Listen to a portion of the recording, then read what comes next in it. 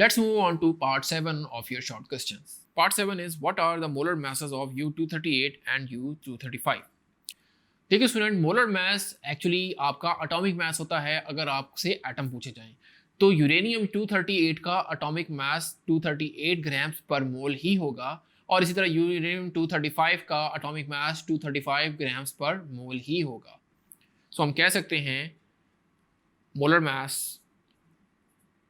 Mass of U-238 is equal to 238 gram per mole, क्योंकि इसकी molar mass की unit होते हैं ग्राम पर मोल, और आप लिख सकते हैं molar mass of uranium 235 which is equal to 235 grams per mole.